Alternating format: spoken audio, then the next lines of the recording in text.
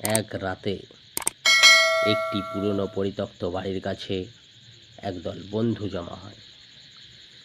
বাড়িটির গায়ে ভয়ঙ্কর গুজব শোনা যেত, বলতে গেলে হাড় হিম হয়ে যাওয়ার মতো গল্প। বাড়িটির ভিতরে রাতের বেলায় অদ্ভুত ও ভয়ঙ্কর ঘটনা ঘটে। বন্ধুরা চ্যালেঞ্জ করে বাড়িটির ভিতরে ঢোকার জন্য। তারা বাড়িটির ভিতরে ঢুকে পড়ে।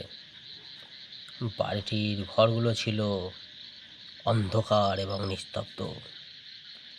একমাত্র শব্দ বলতে তারা তাদের পায়ের শব্দগুলোই শুনতে পাচ্ছিল, আর কোনো শব্দ তারা শুনতে পাচ্ছিল না।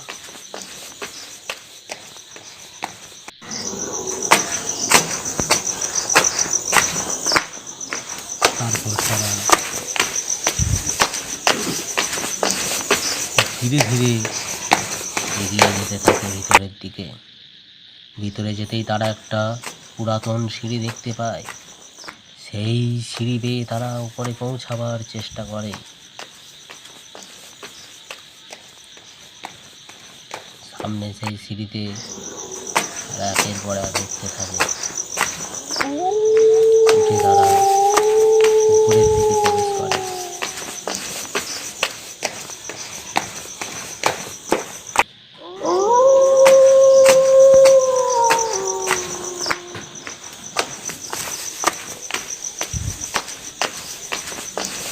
আর যখনই তারা উপরের দিকে প্রবেশ করলো, তারা এক কোণায় দেখতে পেল একটা পুরাতন আয়না, যেটা ধুলোয় ঢাকা ছিল। তখন ঘরটার চারিদিকে বিকট আওয়াজ হচ্ছিল এবং ভয়ে তারা সব জড়সড় হয়ে গেল।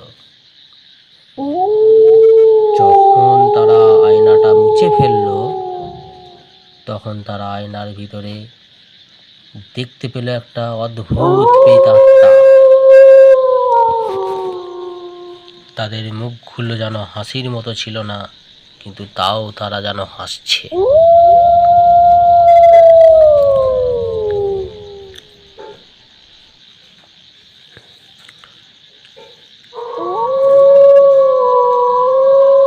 আর সেই প্রেতাত্মা আচমকাই নেমে আসলো তাদের দিকে। ভূতটি তাদের দিকে এগিয়ে আসতে শুরু করলো এবং অদ্ভুত প্রেতাত্মা হাসতে লাগলো। বন্ধুদের তাদের পায়ের তলা থেকে মাটি যেন সরে যেতে থাকলো। তারা আকাশের দিকে উঠতে থাকলো এবং তারা সকলে আকাশে ভাসতে থাকলো। এমন সময় তাদের একজন বন্ধুকে আর দেখতে পাওয়া যাচ্ছে না। সেই ভূতটা তাদের কবজা করে নিয়েছিল একজনকে, যে তাকে সঙ্গী বানানোর জন্য। কিন্তু ভূতটি তাতে ব্যর্থ হয়।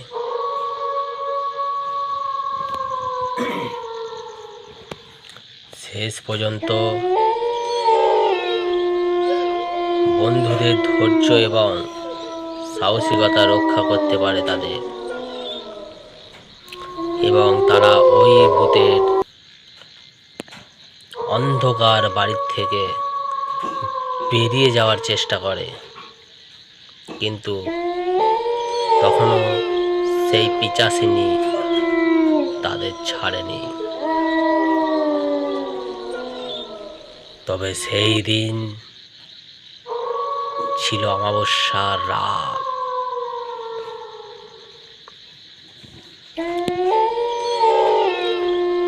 ভয়ঙ্কর এক গভীর রাতে তাদের সেই দিনটার স্মৃতি যেন চিরদিনের জন্য একটা বাস্তব রূপ হয়ে দাঁড়িয়েছিল। অবশেষে তারা সেই বাড়িটির ভিতর থেকে বেরিয়ে যায় এবং তারা বন্ধুরা মিলে আলোচনা করতে থাকে যে আর কোনোদিনও সেই বাড়িটার কাছে যাবে না। বন্ধুরা, এই অ্যানিমেশন গল্পটির ভয়ের সাথে সাহসিকতার সংমিশ্রণ, যা দর্শককে আনন্দময় এবং উত্তেজিত করতে পারে। এই গল্পটি কাল্পনিক মাত্র। এই গল্পটির সাথে বাস্তবের কোনো রূপ খুঁজে পাওয়া যায়নি বা কোনো রকমের মিল খুঁজে পাওয়া যায়নি। এটা কাল্পনিক একটা গল্প।